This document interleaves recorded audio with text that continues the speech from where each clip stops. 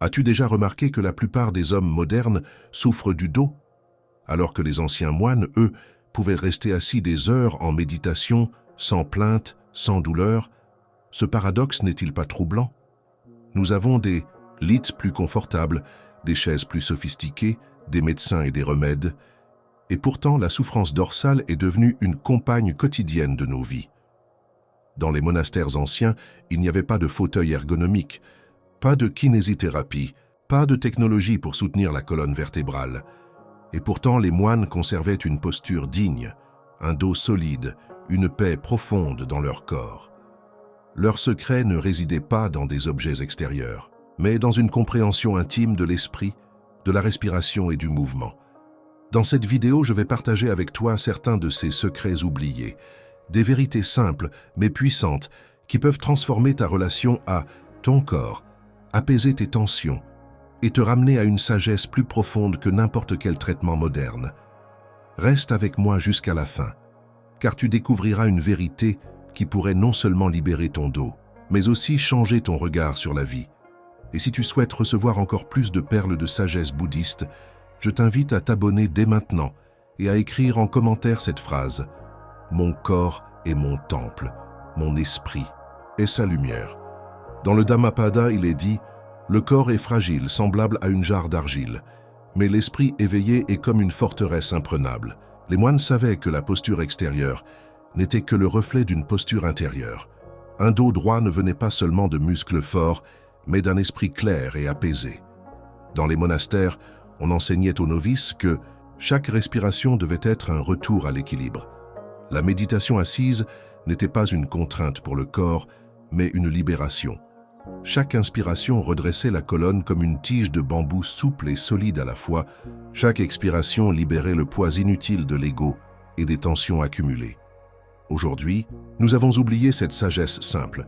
Nous passons des heures pliées sur nos écrans, écrasés par le fardeau de nos pensées, prisonniers de la vitesse et de l'agitation. Nos douleurs dorsales ne viennent pas seulement d'une mauvaise chaise, mais de la lourdeur de nos vies mentales. La philosophie bouddhiste nous rappelle une vérité que nous avons perdue. Le corps et l'esprit ne sont pas séparés. Lorsque l'esprit est tendu, le dos se courbe. Lorsque l'esprit s'ouvre, le corps retrouve sa verticalité naturelle, comme un arbre enraciné dans la terre mais tendu vers le ciel. As-tu remarqué que lorsque tu es préoccupé, inquiet ou accablé, ton dos se voûte naturellement, comme si les pensées, invisibles mais lourdes, venaient s'accumuler entre tes épaules? Ce n'est pas seulement ton corps qui ploie, c'est ton esprit qui s'alourdit. Les anciens moines avaient compris que la colonne vertébrale n'est pas qu'un assemblage d'os et de muscles. Elle est le pilier de ton énergie vitale, le canal silencieux où circule ton souffle. Ils enseignaient que la posture droite, stable et souple est déjà une méditation, car un dos aligné, c'est un esprit aligné.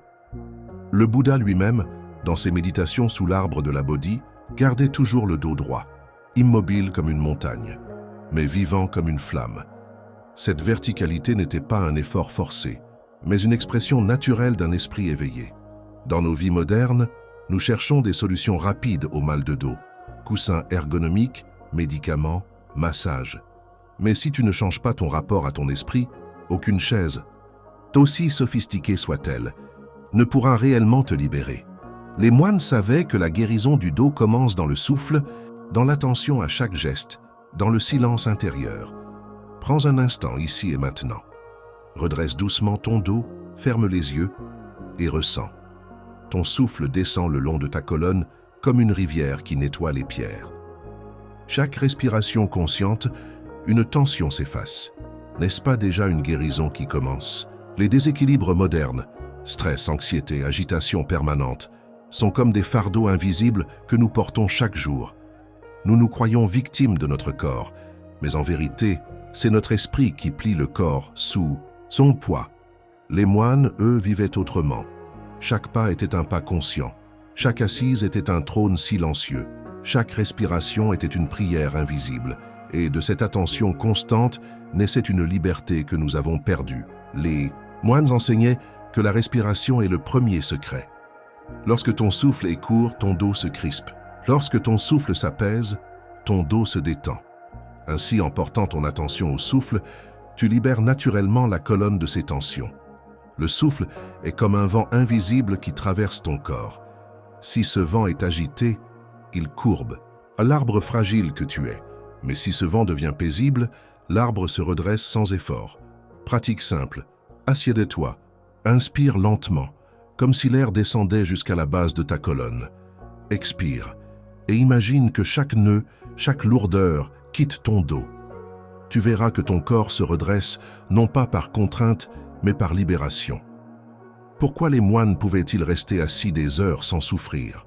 Leur secret n'était pas dans la rigidité, mais dans la souplesse. Ils s'asseyaient comme on plante un lotus, enracinés dans la terre, mais tournés vers le ciel. Dans les monastères, l'assise n'était pas une punition, mais une offrande. Chaque novice apprenait à trouver un équilibre subtil, ni trop raide, ni trop relâché. La colonne était tenue comme une flamme droite qui ne vacille pas, mais qui reste vivante.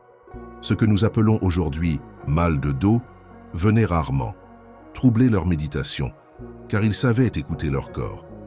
Lorsque la douleur apparaissait, elle devenait un maître. Elle rappelait l'importance de l'attention. Un autre secret résidait dans leur marche. Ils pratiquaient ce que l'on appelle la marche méditative. Chaque pas était lent, conscient, enraciné. Ainsi, leurs articulations, leur dos et leurs muscles étaient nourris par le rythme de la présence. Nous, au contraire, courons sans cesse, pressés, distraits, la tête ailleurs, et chaque pas lourd abîme notre dos, car il est porté par la hâte et la dispersion. Leur marche, elle, réparait le corps au lieu de l'user. Le dernier secret est plus subtil, les émotions. La colère courbe le dos comme une tempête qui plie les branches. La peur contracte la nuque comme une corde tendue. La tristesse enfonce la poitrine, comme une pluie qui écrase les fleurs. Les moines savaient que pour libérer le dos, il fallait d'abord pacifier l'esprit. C'est pourquoi la méditation, les mantras, la contemplation du silence étaient des pratiques essentielles. Un esprit apaisé ouvre naturellement la poitrine et redresse la colonne. Inspire comme si tu puisais la force d'une montagne. Expire comme si tu relâchais le poids d'un long voyage. Chaque souffle devient une vague qui masse ton dos de l'intérieur. Les moines disaient, lorsque tu respires en conscience, ton dos devient un temple où le vent chante. Tu n'as pas besoin de forcer. Tu n'as qu'à observer. À chaque inspiration, sens ta colonne s'élever. À chaque expiration, sens-la se détendre, comme si un poids invisible tombait de tes épaules. Si tu pratiques ainsi chaque jour, même quelques minutes, tu sentiras ton dos se transformer. Non pas comme un effort musculaire, mais comme une guérison intérieure. Assieds-toi, croise les jambes, ou garde simplement les pieds posés au sol. Imagine que tes os sont des racines qui plongent dans la terre. Ta colonne est un tronc, droit mais souple, et ton sommet de tête s'élève vers le ciel comme une fleur qui s'ouvre. L'assise juste n'est pas une contrainte. Elle est une offrande à ton esprit. Un dos droit dit à ton inconscient « Je suis présent, je suis digne, je suis éveillé ». Les moines n'étaient pas exempts de douleur, mais ils ne les rejetaient pas. Ils les observaient comme des visiteurs, et plus ils observaient, plus la douleur se dissolvait dans la lumière de la conscience. Prends 10 pas, mais prends-les comme si chacun était une prière. Sens ton talon toucher la terre, puis la plante du pied, puis les orteils. Marche lentement, comme si le monde entier reposait sur ce simple geste. La marche méditative guérit le dos, car elle réapprend au corps à se mouvoir en harmonie. Chaque pas devient une danse silencieuse entre toi et la terre. Si tu pratiques cela quelques instants chaque jour, tu verras que ton dos retrouvera une souplesse oubliée. Les moines savaient que la marche inconsciente use le corps, mais que la marche consciente le régénère. Lorsque tu portes la colère, ton dos devient comme un arc tendu, prêt à casser. Lorsque tu portes la peur, ta nuque se raidit comme une pierre. Lorsque tu portes la tristesse, tes épaules s'effondrent, comme un arbre sous la neige. Les moines avaient appris à ne pas stocker ces émotions dans leur corps.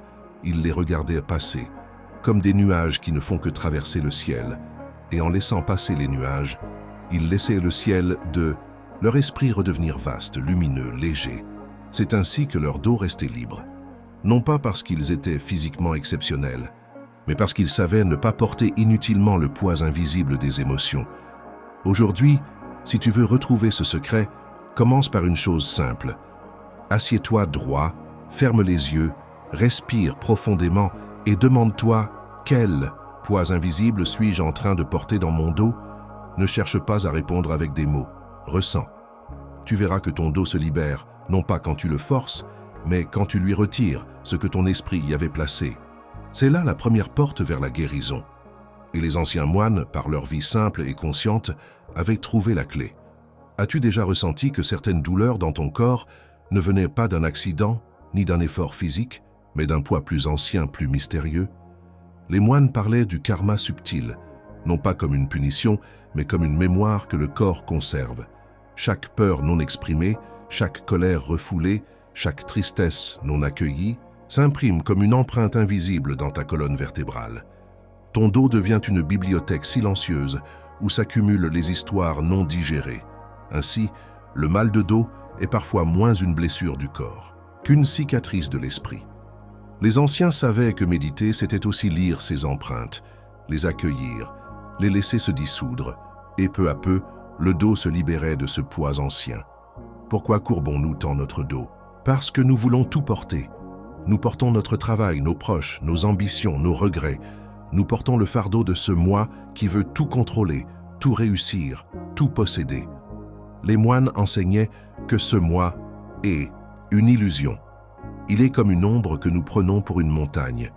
Et plus nous voulons soutenir cette montagne imaginaire, plus notre dos se brise. Quand tu comprends que tu n'as pas à porter ce fardeau, ton dos se redresse de lui-même.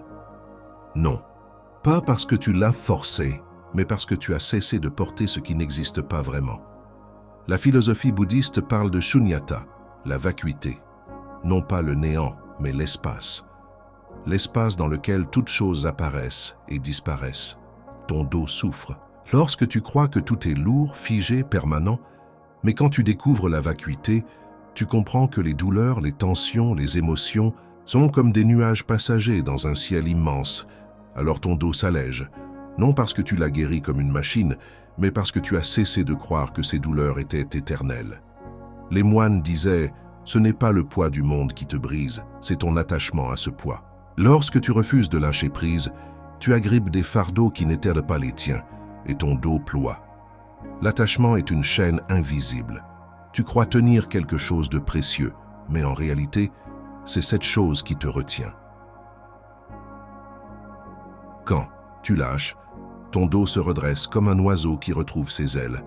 Beaucoup d'hommes et de femmes courbent leur dos non par fatigue, mais par peur. Peur de perdre, peur de vieillir, peur de mourir. Cette peur s'accroche à la colonne comme une armure de fer. Mais les moines, eux, contemplaient l'impermanence chaque jour. Ils savaient que tout naît et disparaît, et au lieu de résister, ils s'inclinaient devant ce flux. Ainsi leur dos restait souple comme un roseau, jamais brisé, toujours vivant.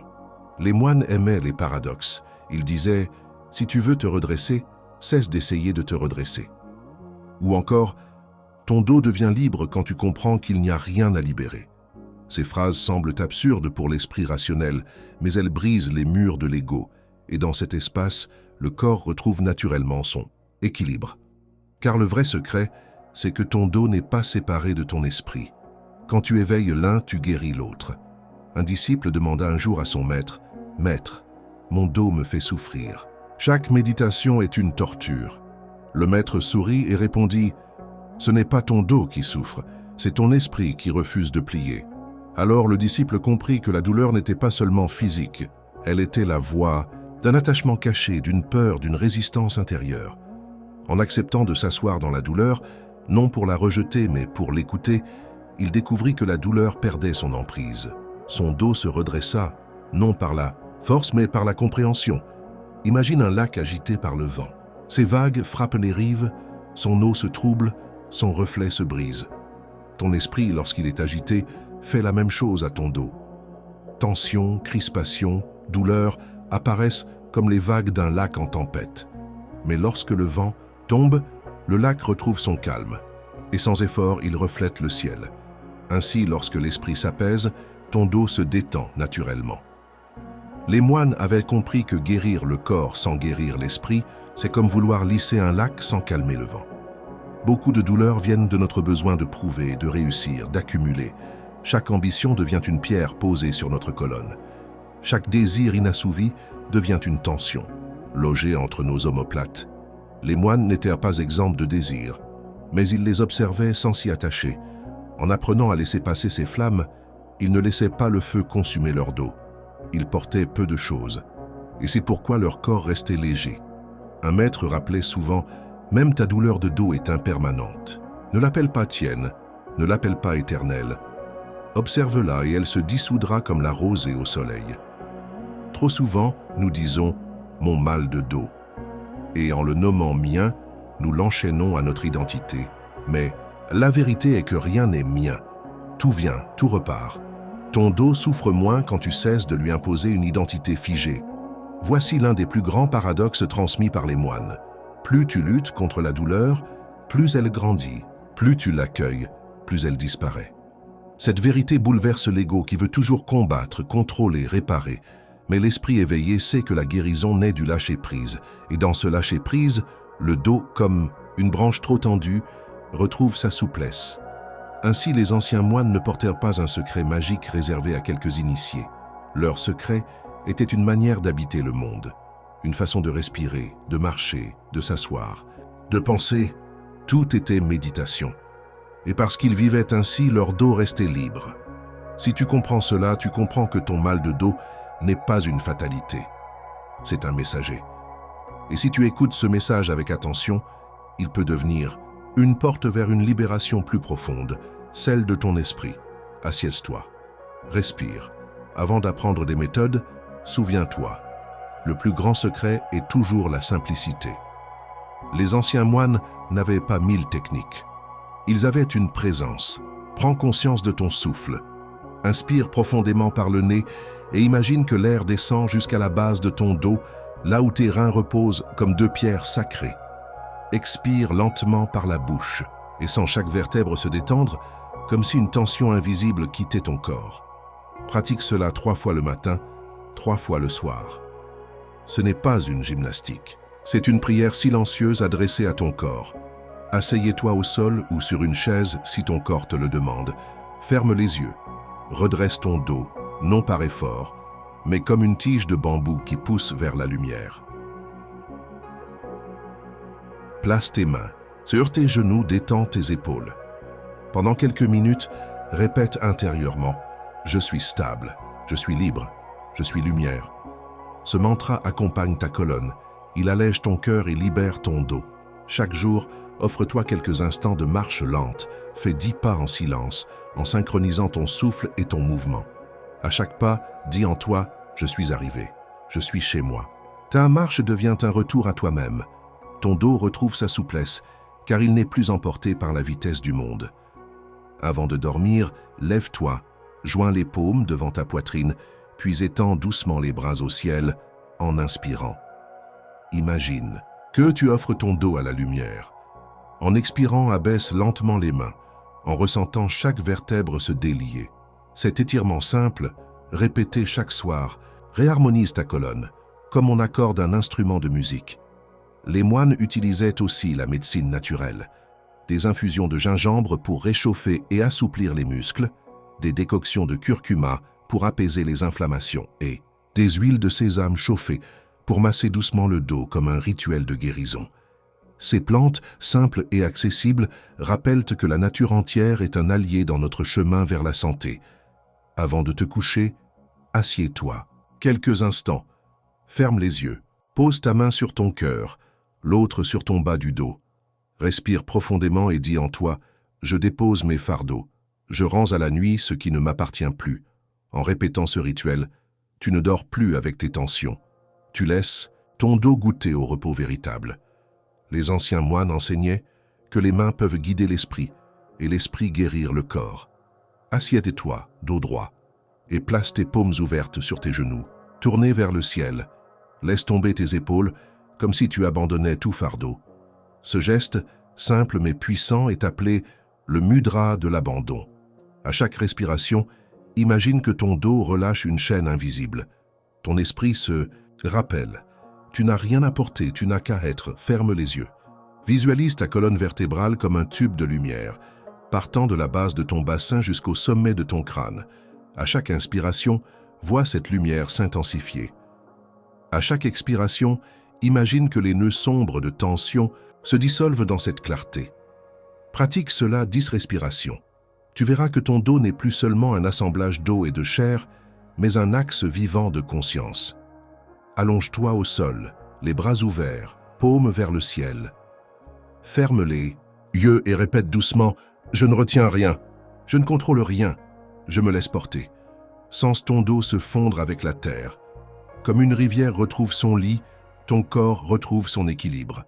Cette méditation simple peut transformer un dos crispé en un dos qui respire la liberté. Chaque soir, avant de t'endormir, pose tes mains sur ton dos ou demande à quelqu'un de le faire pour toi. Chuchote intérieurement. Merci à mon dos de me porter chaque jour. Merci pour sa force, même dans la douleur. Merci pour la leçon qu'il m'enseigne. La gratitude est une médecine subtile. Lorsque tu cesses de voir ton dos comme un ennemi, il devient un allié. Et dans cette reconnaissance, les tensions se relâchent naturellement. Ces rituels sont simples, accessibles à tous. Respirer, s'asseoir en conscience, marcher lentement, s'étirer, boire une infusion, pratiquer. Un mudra, visualiser la lumière, lâcher prise, remercier. Ce ne sont pas des secrets compliqués, mais des gestes oubliés. Et si tu les pratiques chaque jour, ton dos se transformera. Non pas seulement comme une guérison physique, mais comme une réconciliation profonde entre ton corps et ton esprit. Depuis le début, nous avons marché ensemble sur un chemin oublié, celui des moines qui vivaient libres de la souffrance dorsale. Leur secret n'était pas un médicament, ni un miracle extérieur, mais une manière d'habiter leur corps avec esprit, présence et gratitude. Nous avons découvert que le dos souffre, moins lorsque le souffle devient conscient, qu'il retrouve sa force quand l'assise devient offrande, que la marche lente et méditative peut soigner ce que la vitesse détruit, que les émotions, lorsqu'elles sont observées sans jugement, cessent de peser sur nos épaules, et que l'esprit apaisé ouvre naturellement la voie à un corps libre. Mais plus encore, nous avons plongé dans des vérités profondes, que le mal de dos est parfois la mémoire silencieuse de l'esprit, que l'illusion du moi ajoute des fardeaux invisibles, que l'impermanence, loin d'être une menace, est une libération, et que la guérison naît souvent du lâcher-prise, plutôt que du combat. Les anciens moines nous rappellent que ton dos n'est pas seulement une structure physique, il est le tronc de ton être, l'axe entre la terre et le ciel. En prendre soin, ce n'est pas seulement soulager une douleur, c'est retrouver ton alignement intérieur. Alors, laisse-moi te poser une question. Et si ton mal de dos n'était pas une malédiction, mais une invitation à ralentir, à respirer, à te redresser, non par orgueil, mais par dignité intérieure, à marcher sur la terre comme si chaque pas était sacré. Souviens-toi, ton corps est ton temple, ton dos est son pilier. Quand tu honores ce pilier, c'est toute ta vie qui retrouve sa verticalité. Si ces paroles ont résonné en toi, je t'invite à poursuivre ce chemin avec moi. Abonne-toi à cette chaîne, écris en commentaire « Je marche droit dans la lumière » et partage cette vidéo pour que d'autres découvrent, eux aussi, les secrets oubliés des moines. Car la sagesse n'est pas faite pour être gardée, elle est faite pour être transmise. Et rappelle-toi enfin, le jour où tu cesses de lutter contre ton dos devient ton allié. Le jour où tu respires avec lui, il respire avec toi. Et le jour où tu te tiens droit dans ton corps, tu te tiens aussi droit dans ton esprit.